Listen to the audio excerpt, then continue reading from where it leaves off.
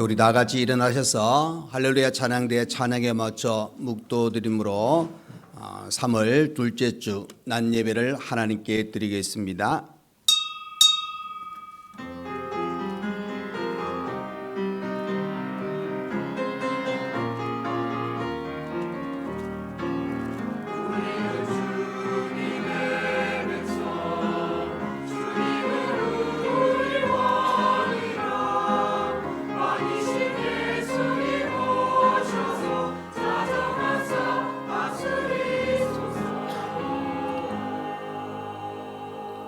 우리의 도움은 천지를 지으신 여호와의 이름에 있도다. 여호와를 의지하는 자는 시온산이 흔들리지 아니하고 영원히 있음 같도다. 산들이 예루살렘을 두름과 같이 여호와께서 그의 백성을 지금부터 영원까지 두루시리로다. 아멘. 우리의 도움이 되시며 우리의 모든 걸음에 늘 동행하시고 은혜로 인도하신 하나님 아버지, 한 주간 우리의 생활 가운데 함께 하셨다가 오늘 거룩한 주일을 우리에게 또 허락하셔서 우리 믿음의 자녀들이 하나님께 예배드릴 수 있는 은혜의 시간 주심을 감사합니다. 이 시간 온 마음을 다하여 하나님께 예배드리오니 하나님 받으시고 한량없는 은혜를 이 시간 저희들에게 허락하여 주옵소서. 순서마다 함께 하시고 드리는 그 모든 성도의 마음에 하나님의 위로와 평강과 은혜로 충만케 하여 주옵소서. 예수님 이름으로 기도하옵나이다. 아멘. 네, 시간 예배를 위하여 이창호 장로님 나오셔서 기도해 주시겠습니다.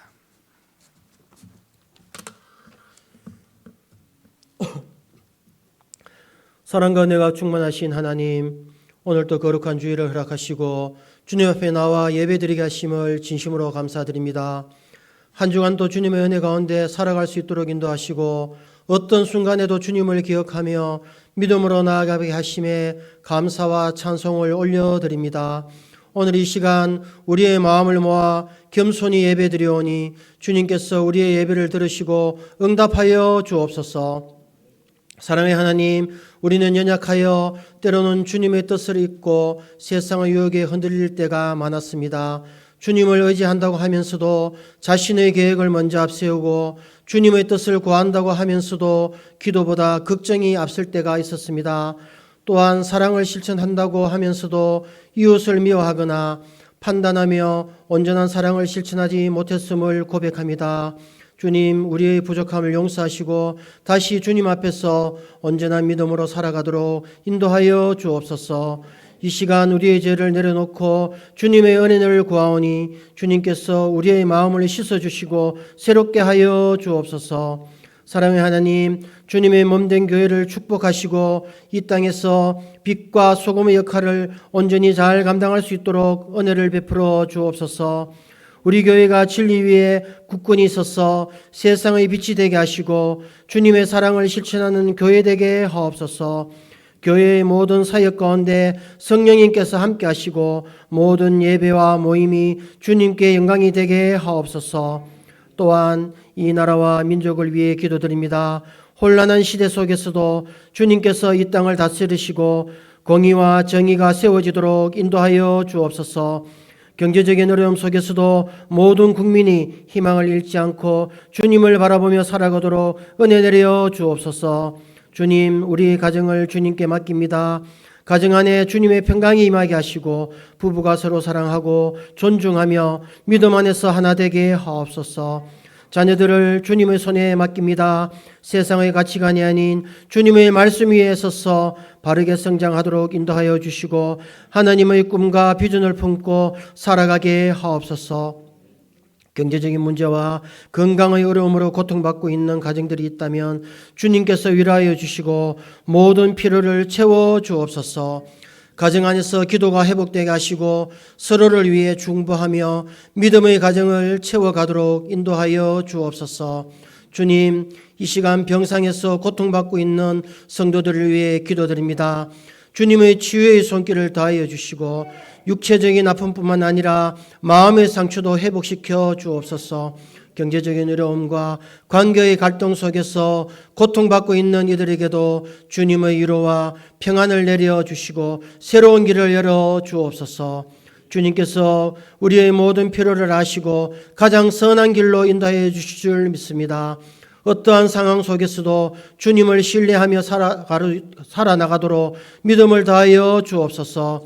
주님, 이 시간 선포될 말씀을 기대하며 기도드립니다. 성령님께서 함께 하셔서 말씀을 전하시는 목사님에게 지혜와 능력을 다하여 주시고 그 말씀이 살아 역사하여 우리의 삶을 변화시키게 하옵소서.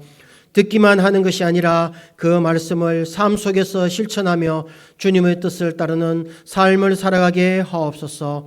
이곳에 임재하시는 주님을 깊이 경험하는 시간이 되게 하시고 예배를 통해 새 힘을 얻어 세상 속에서 승리하는 삶을 살아가게 하옵소서. 사랑의 주님, 우리의 기도를 들어주시고 주님의 뜻대로 응답하여 주옵소서. 어떠한 상황 속에서도 주님만을 의지하며 살아가게 하시고 주님께서 우리의 삶을 온전히 인도하여 주실 것을 믿으며 나아가게 하옵소서. 교회 각 처소에서 이 모양 저 모양으로 수고하는 모든 분들에게 하늘의 신령함으로 복을 내려 주옵소서. 찬양대의 찬양을 기뻐 받아 주옵소서. 예수님의 이름으로 기도드립니다. 아멘.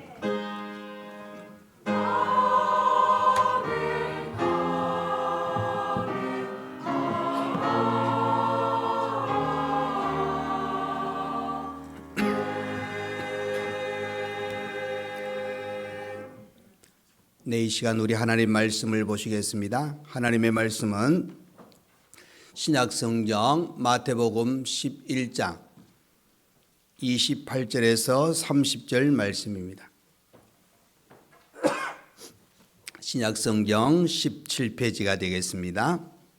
마태복음 11장 28절에서 30절 말씀입니다. 네, 다 찾으신 줄 알고 제가 봉독해 드리겠습니다. 수고하고 무거운 짐진 자들아 다 내게로 오라. 내가 너희를 쉬게 하리라. 나는 마음이 온유하고 겸손하니 나의 멍에를 메고 내게 배우라. 그리하면 너희 마음이 쉼을 얻으리니 이는 내 멍에는 쉽고 내 짐은 가벼움이라 하시니라. 아멘. 네, 이 시간 할렐루야 찬양대 하나님께 찬양으로 영광 돌려드리겠습니다.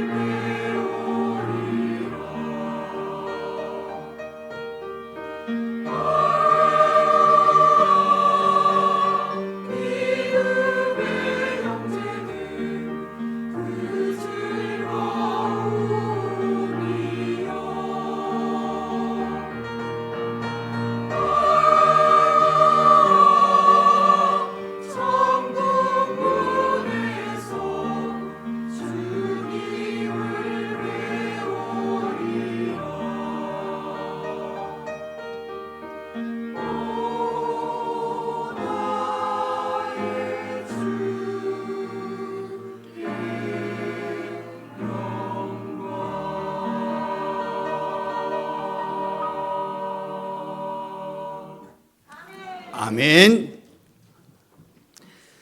네, 오늘도 이렇게 거룩한 주일에 예배를 드리는 우리 모두에게 하나님의 은혜가 충만하기를 간절히 축원드립니다. 자, 우리 한번 서로 보시고 인사하겠습니다. 주님의 평강이 가득하기를 기도합니다. 네, 감사합니다. 자, 우리가 살아가면서 나도 모르게 나오는 그 말 중에 하나가 뭐냐면은 죽겠네라는 단어. 그죠? 죽겠네. 그래가지고 우리가 뭐라고 이야기합니까? 죽게 있네 이렇게 또 표현하라고. 그래서 이 마음을 좀 절망이라기보다는 좀 희망을 가지면 좋겠다 이렇게 표현하기도 합니다. 근데 요즘 또 단어 중에 하나가 뭐냐면 피곤하다. 그죠?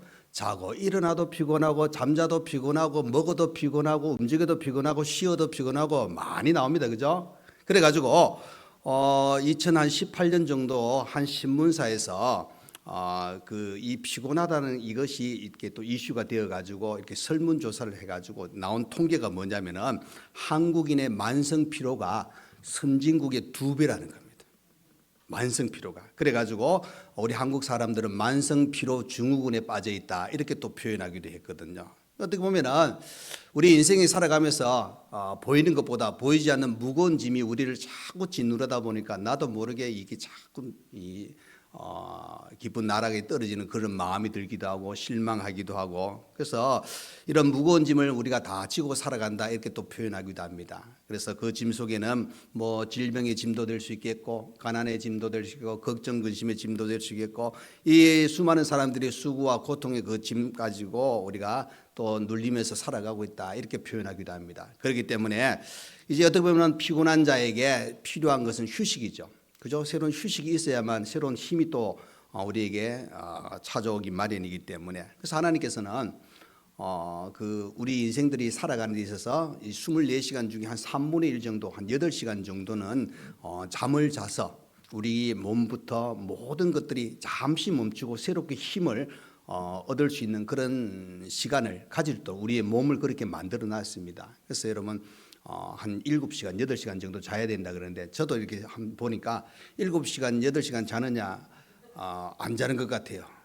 못 자는 것 같아요. 뭐 어떻게 그렇게 시간을 보내다 보니까 제대로 못 자는데, 이 몸이 그러니까 저도 모르게 우리 경상도 말하면 찌뿌둥해 가지고 자고 일어나도 제대로 잔 것 같지 않은 그런 생각이 드는 그런 분위기입니다. 우리가 쉼이라는 게 참 중요하잖아. 방금 우리 찬양대 찬양을 우리가 불렀는데, 찬양 연습하면서 딱 보면은 그죠? 우리 악보에 보시면은 가다가 딱 쉼표가 나옵니다. 그때 어떻게 돼요? 계속 불러야 돼요, 쉬어야 돼요? 네, 쉬어야 됩니다, 여러분. 그래야 다음 이어서 찬양을 할 수가 있어요. 계속 숨만 쉬고 가는 게 여러분 없어요. 가다가 쉬어야 됩니다. 우리 어떤 분은 그렇게 이야기하시더라고요. 고속도로를 타고 가다가 늘 들려야 되는 게 뭐죠? 휴게소. 안 들리면 섭섭하대요.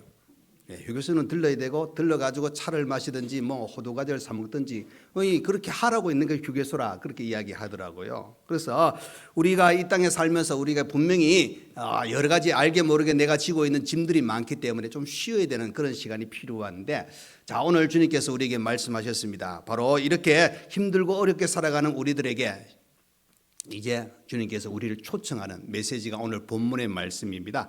자, 이 초청의 메시지를 우리가 들으면서 생각해야 될 것이 먼저 뭐가 있어야 되느냐? 바로 주님 앞에 첫 번째는 나와야 된다는 겁니다. 주님 앞에. 여러분 28절 한번 보겠습니다. 수고하고 무거운 짐진 자들아 다 내게로 오라.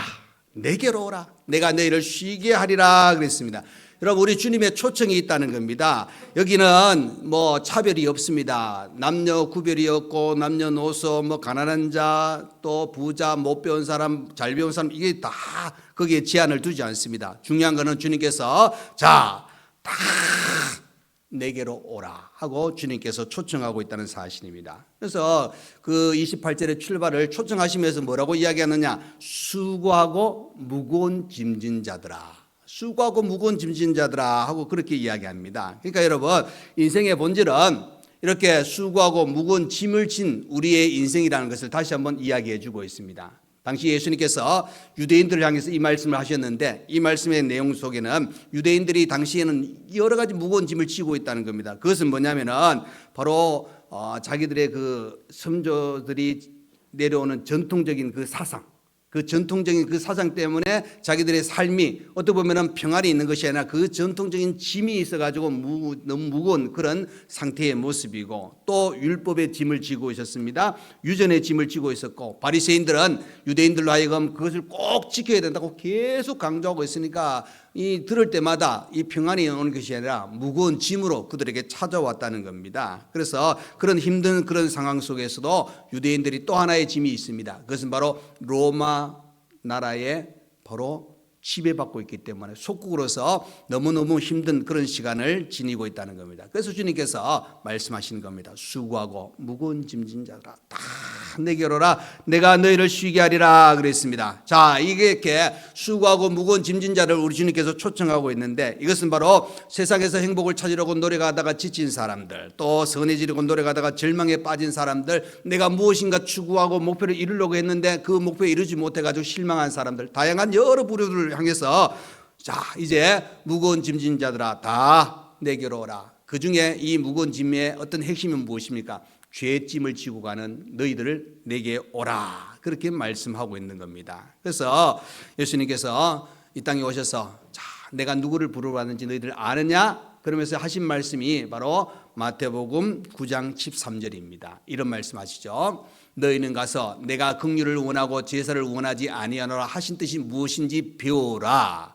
나는 의인을 부르러 온 것이 아니요 죄인을 부르러 왔노라. 우리 주님께서는 바로 수고하고 무거운 짐진 자들아 다 내게로 오라고 말씀하신 그 내용의 핵심이 뭡니까? 바로 죄인을 부르러 오셨다 하고 이야기하고 있습니다. 그 죄인들을 부르고 그 죄인들이 내게로 오면은 그 짐이 어떻겠습니까? 가볍다 하고 말씀하고 있습니다. 그렇다면은 우리가 생각해야 될 것이 뭐냐? 10번이든 100번이든 주님께서 우리를 부르셨을 때 그 초청에 우리는 가면 됩니다. 가면은 하나님께서, 우리 주님께서 힘을 주시고 평안을 주시고 가볍게 해주신다고 이야기하고 있습니다. 자, 그러면은 여기 보면은 오라, 그죠? 내가 그죠 쉬게 하리라, 쉬게 하리라, 너희를 쉬게 하리라. 이 단어 속에는 뭐가 있냐면은 주님께서 우리가 가지고 있는 그 짐을 조금 들어주겠다는 겁니다. 가볍게 해주겠다는 그 말입니다. 그러니까 자, 너희가 정말 나를 믿느냐? 그러면은 내게 다 맡기라, 다 맡기라. 자, 우리 시편 37편 5절의 말씀입니다. 내 길을 여호와께 맡기라. 그를 의지하면 그가 이루시고, 우리의 길을 여호와께 맡기라는 겁니다. 잠언 16장 3절의 말씀입니다. 너의 행사를 여호와께 맡기라. 그리하면 내가 경영하는 것이 이루어지리라 그랬습니다. 그러니까 여러분, 힘을 들어주겠고 맡겨주면 책임져 주시겠다고 우리 주님께서 말씀하고 있습니다. 또 쉬게 한다는 의미 속에는 진정 우리에게 쉼을 주시겠다, 쉼을 주시겠다는 겁니다. 여러분, 우리가 이 아침에 출근해 가지고 아니면 뭐 일터에 나갔다가 저녁에 어디로 들어옵니까?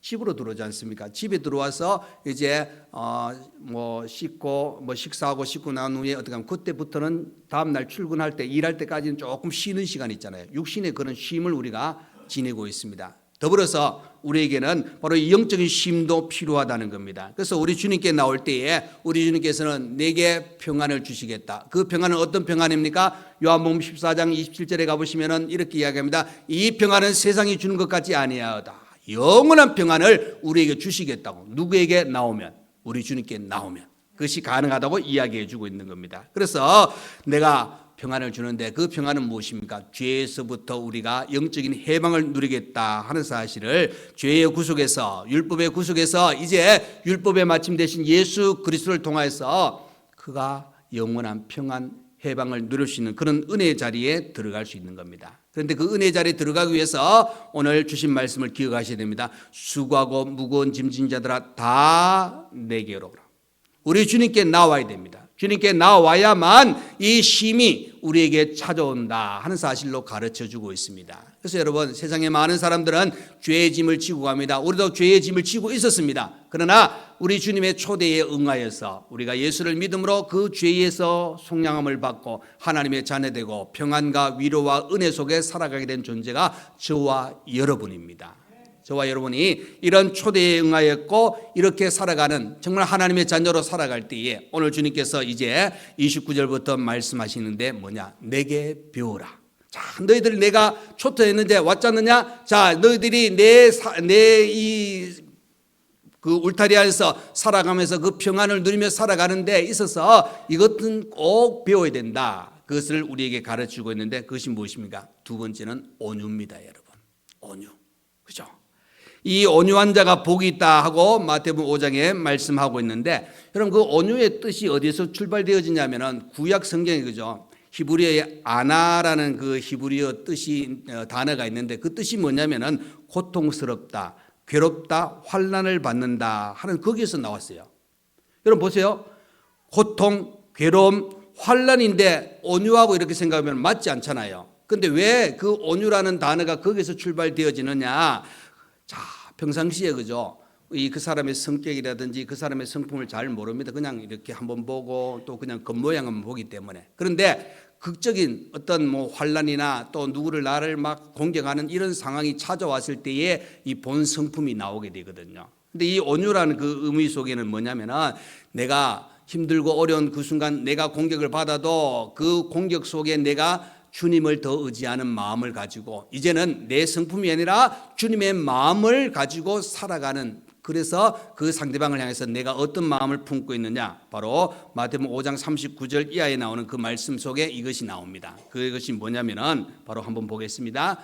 나는 너희에게 이르노니 악한 자를 대적하지 말라. 누구든지 내 오른편 뺨을 치거든 왼편도 돌려대며, 40절부터 이렇게 44절까지 보겠습니다. 또 너를 고발하여 속옷을 가지고자 하는 자에게 겉옷까지도 가지게 하며, 또 누구든지 너를 억지로 오리를 가게 하거든 그 사람과 심리를 동행하고, 내게 구하는 자에게 주며 내게 꾸고자 하는 자에게 거절하지 말라. 또 내 이웃을 사랑하고 내 원수를 미워하라 하였다는 것을 너희가 들었으나 나는 너희에게 이르노니 너희 원수를 사랑하며 너희를 박해하는 자를 위하여 기도하라.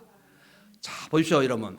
마태복음 5장 39절에서 44절의 말씀을 보시면은 우리가 가지고 있는 성품을 가지고 내가 가지고 있는 그런 내 인격을 가지고는 이렇게 한다는 게 쉽지 않다는 겁니다. 그래서 예수님께서 배우라는 겁니다. 예수님께서 어떻게 행하셨는지. 그래서 중요한 것은 그리스도 안에서 거듭난 사람이 이런 온유함을 소유할 수 있다고 가르쳐 주고 있는 겁니다. 그래서 예수님께서 온유의 근본이 되시기 때문에 뭐라고 이야기하느냐? 자, 너희는 그죠? 내게 와서 쉬어야 되는데 쉬면서 내게 배워라. 그건 뭐냐? 나는 마음이 온유하고 겸손하니 나의 멍에를 메고 내게 배우라. 내게 배우라. 그렇게 말씀하고 있는 겁니다. 그러니까 여러분, 우리 사람의 본성으로 할 수 없는 일을 예수 그리스도를 믿음으로 말미암아 예수님 주신 그 위로와 평강과 힘과 은혜를 통하여서 이 온유함을 바로 우리가 이끌고 나가야 됩니다. 여러분, 예수님이 십자가에 지신 사건을 한번 생각해 보시기 바랍니다. 왜 그런 고통을 당해야 되겠습니까? 왜 그런 조롱을 당해야 되겠습니까? 왜 그런 십자가를 지고 골고다 언덕을 가십니까? 예수님의 능력이라면 충분히 피할 수도 있고 오히려 조롱하는 자들을 벌하실 수도 있는 그런 주님입니다. 그런데 주님은 묵묵히 정말로 그 모든 것을 감내하셨습니다. 또 하나, 그 일을 이루기 위해서 아버지의 뜻대로 하옵소서, 내 원대로만 하옵시고 아버지의 뜻대로 하옵소서, 그렇게 기도하는 우리 주님의 모습을 보게 됩니다. 예수님은 피하지도 않으셨습니다. 반항하지도 않고 순순히 잡혀갔습니다. 여러분, 그 모든 것이 자기의 어떤 힘, 능력으로 할 수 있지만은 그 중심에는 가장 먼저 생각해야 될 것이 뭐냐? 하나님의 뜻입니다. 우리 하나님께서 이 땅에 예수님을 보내신 목적은 뭡니까? 죄인을 구하러 왔다. 그 죄를 위하여 우리의 모든 죄를 담당하기 위해서 십자가를 지셔야 될 예수 그리스도이기 때문에 그 조롱과 핍박과 모든 것을 감내하면서 그 십자가를 또 그 군병들이 잡으러 왔을 때 그냥 잡혀가신 겁니다. 주님은 온유한 모습으로 그대로 정말로 어떻게 보면은 멸시와 조롱을 짐승보다 못한 그 취급을 다 받으신 주님입니다. 온몸에 채찍으로 그저 맞아 찢기셨고 벌거벗은 채로 수치를 당하면서 또 침을 뱉은 그 모든 것에 그 참음을 통하여 보여주신 것이 바로 온유의 아름다운 모습입니다.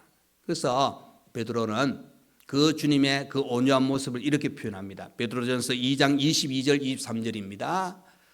그는 죄를 범하지 아니하시고 그 입에 거짓도 없으시며 욕을 당하시되 맞대어 욕하지 아니하시고 고난을 당하시되 위협하지 아니하시고 오직 공의로 심판하시는 이에게 부탁하시며. 그러니까 여러분, 베드로가 이 온유한 예수님의 모습을 이렇게 표현하고 있는 겁니다. 그러니까 여러분, 예수님은 그저 오히려 피할 수 있는 그런 상태, 능력이 있는 분인데도 그 일을 그대로 감내하신 것은 오직 하나입니다. 여러분, 하나님의 뜻이 이루어지는 겁니다. 저와 여러분도 우리가 기도하잖아요. 하나님, 이 땅에 하나님의 뜻이 이루어지기를 원합니다. 그 뜻이 이루어진다는 것은 내가 하나님께 맡기는 겁니다. 하나님께서 원하신 대로 살아가는 것인데 그렇게 하지 못할 때는 진짜 이 온유함이 우리 속에 나타나지 않는다는 겁니다. 근데 이 온유라는 단어가 그죠? 성경에 이렇게 표현되지만 이제 어디에서 출발되어지냐? 자, 여러분, 그 동물 중에 말이 있잖아, 말. 그죠? 그 야생말을 이렇게 보시면은 정말로 그 떼지어서 이렇게 막 벌판을 막 달려가는 그런 모습을 보게 되는데 그 중에 보면은 이 말 전문가들은 이렇게 보면 어떤 말이 저거 잘 훈련시키면은 명마가 되겠다. 말 종류가 또 있다 그럽니다. 그래서 이 말을 잡아가지고 이제 잘 길들이기 시작합니다. 처음에는 말 안 듣잖아. 뒷발질하고 말도 안 듣고 그러다 보면은 이 조련사들 어떤 겁니까? 먹을 걸 줬다가 말 안 들으면 또 굶깁니다. 또 목마르다 그러면 물 줬다가 또 물 주는데 조금 지나면 또 성질 부리면 조금 지나서 목마르다 그러면 물 안 줍니다. 이 물 줬다가 안 줬다가 이렇게 조금 훈련시켜 가지고 또 어떨 때는 반항하면은 정말로 이 반항하는 그 순간에 막 채찍을 막 때려 가지고 그런 행동하면 무조건 매 맞는다는 걸 또 보여주기도 하고 여러 가지를 통해 가지고 이제 말이 동물이지만은 내가 요때 성질 부리면 매 맞겠다. 요때 성질 부리면 물도 안 주네. 요때 성질 부리면 밥도 안 주네. 요걸 이게 나름대로 깨닫게 되어지는 겁니다. 여러분, 그 강아지들 한번 보십시오. 강아지는 머리 안 좋아요. 실제로 머리 안 좋은데 누가 보면 진짜 머리 좋은 것 같아요. 왜 그러면은 주인한테 딱 보면은 꼬리 탈락탈락 흔들면서 아양 떨면서 그럼 뭡니까? 먹을 것이 나오거든. 다 압니다. 뭘 어떻게 해야 될지. 여러분, 이 말도 이 야생말이었는데 이제 시간이 지나면은 주인이 무엇을 원하는지 알게 되고 나중 되면은 그 야생마가 주인이 올라타면은 그 올라탄 주인을 떨어뜨리지 않고 힘차게 달려가는 그런 모습을 보게 됩니다. 근데 여러분, 그 야생말의 본성이 사라지는 게 아니에요. 본성은 분명히 있습니다. 그럼에도 불구하고 그 훈련을 통해 가지고 온유한 기질이 나타난다는 겁니다. 그래서 그 주인의 말에 이제 순종하는 것이 온유라는 단어로부터 출발되어집니다. 그래서 이 온유라는 말은 그저 벌판에 질주하던 고집세고 거친 야생말을 잡아서 훈련시켜 온순하게 만들어 바로 교통수단으로 군사력으로 쓸 때에 파생한 말이 온유라. 그래서 온유가 여러분 마음껏 자기 마음대로 하던 그 성격을 어떻게 합니까? 짓눌러 가지고 주인의 말에 딱 따라가는 거. 여러분, 예수님께서 말씀하시죠. 내게 배우라. 온유를 배우라. 그 말입니다, 여러분. 결국 우리가 주 안에서 변화된 하나님의 자녀로 살아갈 때 이 온유함이 우리에게 필요하다는 겁니다. 그래서 예수님께서 그저 한없이 높은 하나님 그저 성자 하나님이셨는데 인간의 몸을 입고 이 낮고 낮은 자리에 오셨습니다. 말할 수 없이 강하신 분인데 최고로 어떻게 보면은 연약한 모습을 우리에게 보여주고 그것을 감당하십니다. 모든 것을 가지셨는데 다 비우셨습니다. 무엇이나 다 이길 수 있는 분이셨는데 모든 사람에게 져주신 우리 주님의 모습을 보게 됩니다. 어떤 경우에도 살아갈 수 있는 또 살아나실 수 있는 주님이었는데 죽음의 자리에 들어가셨습니다. 그래서 모든 모습을 통해서 우리에게 보여준 것은 진짜 예수님은 온유한 분이다. 온유한 분이다. 이것을 보여주신 겁니다. 그래서 주님께서도 말씀하시기를 나는 마음이 온유하고 겸손하니 나의 멍에를 메고 내게 배우라. 온유함을 배우라고 가르쳐주고 있는 겁니다. 저와 여러분은 주 안에서 주님 주신 평안, 위로, 은혜 속에서 이 온유함을 가지고 살아가실 수 있기를 간절히 축원합니다. 그러니까 여러분, 예수 그리스도가 우리에게 이렇게 배우고 살아라고 말씀하시잖아요. 순종하는 겁니다. 하나님의 뜻을 이루기 위해서 온갖 조롱 멸시천대를 다 받은 주님께서 그렇게 살아오셨고 우리에게 이렇게 말씀하고 있는 겁니다. 온유하라. 온유하라. 내게 배워서 온유함을 살기를 원하시는 주님의 뜻을 꼭 실천하며 살아갈 수 있는 우리 모두가 되시기를 간절히 축원드립니다.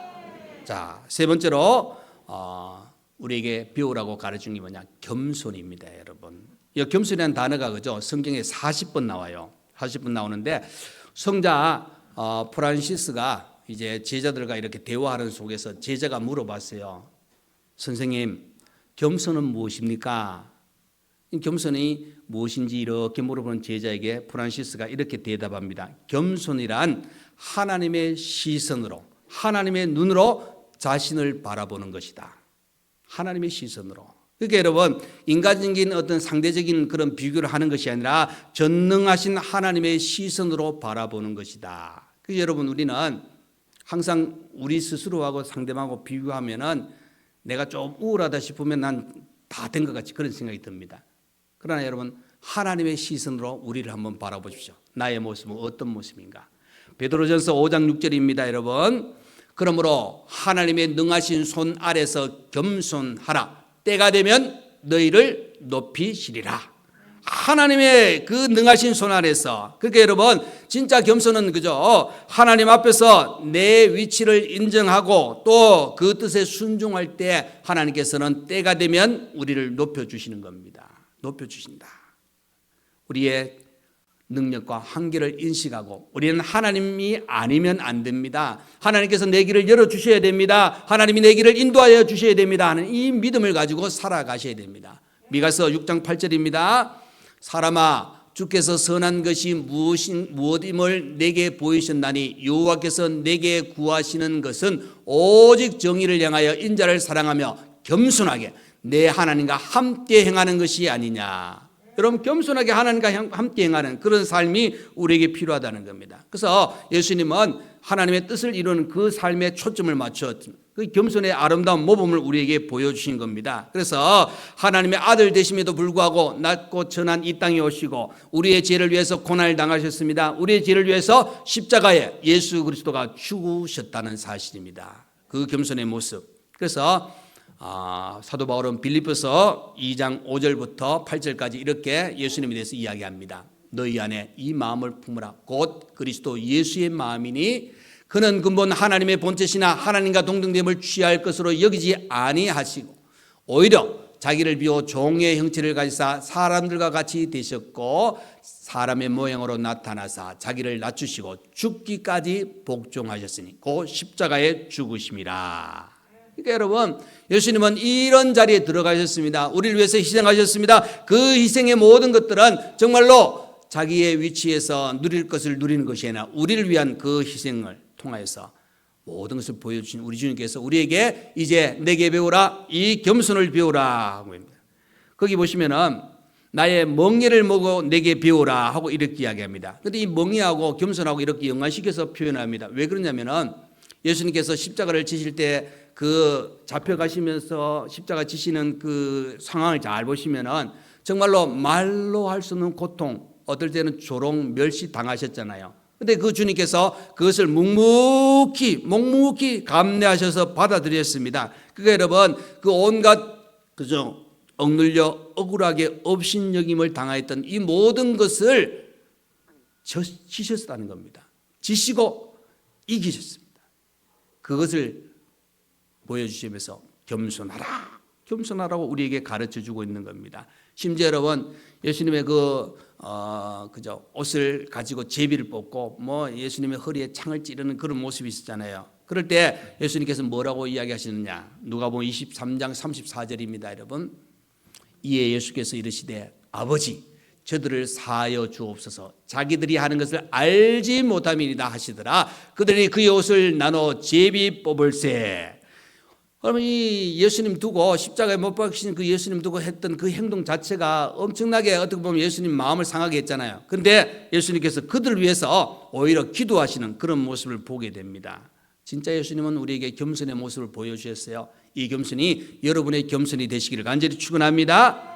자, 이렇게 겸손하게 살아가는 자에게 하나님께서 축복하시는 말씀이 있어요. 어떤 말씀이냐? 자, 먼저 시편 17절입니다, 여러분. 여호와여, 주는 겸손한 자의 소원을 들으셨사오니 그들의 마음을 준비하시며 귀를 기울여 들으시고. 겸손한 자의 소원을 들어주시는 하나님입니다. 그리고 시편 147편 6절입니다. 여호와께서 겸손한 자들 뭐 하신다고요? 붙드시고 악인들은 땅에 엎드려 뜨리시는도다. 하나님은 겸손한 자를 붙들어 주시는, 하나님 보호해 주시고 사랑의 손길로 인도해 주신다는 겁니다. 잠언 3장 34절입니다. 진실로 그는 거만한 자를 비웃으시며 겸손한 자에게 무엇을요? 은혜를 베풀어 주시는 하나님입니다. 이사야 29장 19절 말씀입니다. 겸손한 자에게 여호와로 말미암아 기쁨이 더하겠고, 그러니까 하나님께서는 겸손한 자에게 뭐 한다고요? 기쁨을 더해 주시는 겁니다. 잠언 15장 33절입니다. 여호와를 경외하는 자는, 경외하는 것은 지혜의 훈계라 겸손은 존귀의 길잡이니라. 우리 하나님께서 겸손한 자에게 존귀하게 해주시겠다. 자, 이보다 더 많은데 오늘 축복의 5가지를 말씀드렸어요. 뭐냐? 소원을 들어주시는 겁니다. 붙들어 주십니다. 은혜를 베풀어 주십니다. 기쁨을 더해 주십니다. 존귀하게 하시는 은혜가 우리에게 있습니다. 자, 여러분, 하나님의 자녀로 살아가는 우리 모두는 그저 천국 가는 그날까지 주님이 배우러 가신 이 온유와 겸손을 잘 배우고 그렇게 살아가는 그 신앙을 가지고 주님 따라가서 우리의 평생에 정말 이 주시는 은혜를 마음껏 누릴 수 있는 복된 성도의 삶을 우리 모두가 잘 살아가시기를 간절히 축원드립니다. 아멘. 기도하겠습니다. 고마우신 우리 하나님 아버지, 감사합니다. 오늘 우리를 사랑하셔서 복된 주일 거룩한 날을 허락하시고 하나님께 예배드릴 수 있는 은혜의 시간 주신 거 감사합니다. 오늘도 귀한 말씀 우리에게 주셨습니다. 우리 주님께 나온 우리 모두에게 이제 내게 배우라고 말씀하신 그 내용은 바로 온유와 겸손입니다. 이 온유와 겸손의 마음을 가지고 주님 잘 따라가고 주님 부르시는 그날까지 온전한 믿음과 하나님의 사람으로 든든히 서서 우리 하나님의 은혜에 충만한 자리에서 모든 일을 행하며 살아갈 수 있는 우리 자신들 되게 하여 주옵소서. 예수님 이름으로 기도하옵나이다. 아멘.